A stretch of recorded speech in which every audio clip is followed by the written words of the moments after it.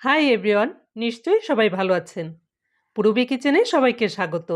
আজকে দেখাবো ভীষণ মজাদার একটি রেসিপি, আমের পুডিং বা ম্যাঙ্গো পুডিং। এই পুডিংটা এত স্বাদ, মুখে দিতেই গলে যাবে।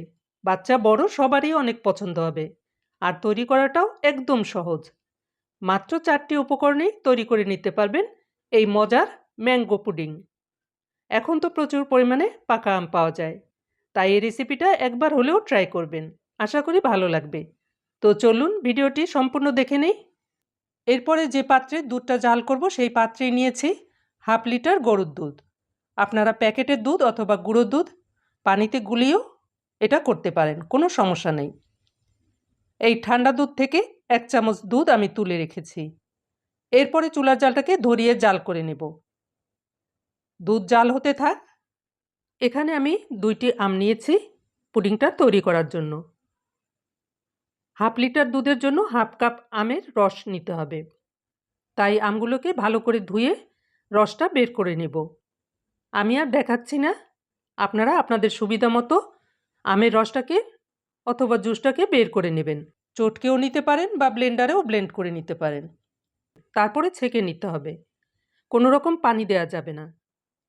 আর যে দুধ তুলে রেখেছিলাম এর মধ্যে 2 টেবিল চামচ কাস্টার্ড পাউডার এর মধ্যে দিয়ে গুলিয়ে নিতে হবে। কাস্টার্ড পাউডার ছাড়া কোনো রকম জিলেটিন বা আগার আগার পাউডার ব্যবহার করব না। আর যে পাত্রে পুডিংটা তৈরি করব সেই পাত্রটার মধ্যে সামান্য ঘি অথবা তেল ব্রাশ করে নিতে হবে। এতে করে পুডিংটা সুন্দরভাবে উঠে যাবে। এদিকে দুধটাকেও জাল করে নিয়েছি। 2 কাপ দুধ হলে জাল করে 1.5 কাপ করে নিতে হবে। একটু ঘন করে জাল করে নিতে হবে। দুধটা ঘন হলে এর মধ্যে দিয়েছি আধা কাপ চিনি। মিষ্টিটা আপনাদের টেস্ট অনুযায়ী কমিয়ে বাড়িয়ে দিতে পারেন।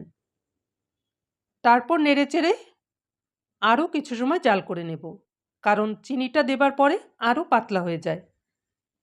এরপর এই পর্যায়ে দিয়েছি গুলিয়ে নেওয়া কাস্টার্ড পাউডার। এর পরিবর্তে কর্নফ্লাওয়ারও দিতে পারেন, তবে এগুলো অনেক বেশি দেয়া যাবে না, তাহলে খেতে ভালো লাগবে না। গুলিয়ে নেওয়া কাস্টার্ড পাউডার দেবার আগে ভালো করে নেড়েচেড়ে তারপরে দুধের মধ্যে দিতে হবে। কাস্টার্ড পাউডারের পানিটা দেওয়ার সঙ্গে সঙ্গে অনবরত নেড়ে দিতে হবে, তা না হলে লেগে যেতে পারে। এভাবে অনবরত নাড়তে থাকতে হবে। অল্প সময়ের মধ্যে দেখবেন ঘন হয়ে আসছে। এ সময় চুলার জালটাকে মিডিয়াম টু লো ফ্লেমে রেখে জাল করে নিতে হবে। অনেকটাই যখন ঘন হয়ে আসবে তখন এর মধ্যে দিয়েছি হাফ কাপ আমের জুস। জুসটা দিয়ে আবারও নেড়েচেড়ে জাল করে নেব। যতক্ষণ না ঘন হচ্ছে ততক্ষণ জাল করে নিতে হবে। আর নাড়ানোটা কিন্তু বন্ধ করা যাবে না। আম দুধের মিশ্রণটা অনেকটাই ঘন হয়ে গেছে। খুব যেন বেশি পাতলা না হয়, তাহলে ঠিক মতো জমবে না। মোটামুটি একটু ঘন করতে হবে। এরকম যখন ঘন হবে তখন নামিয়ে নিব। ঠান্ডা হবার পরে আরও ঘন হয়ে যাবে। আর এই মিশ্রণটাকে গরম গরম অবস্থায় মোল্ডের মধ্যে ঢেলে দিতে হবে।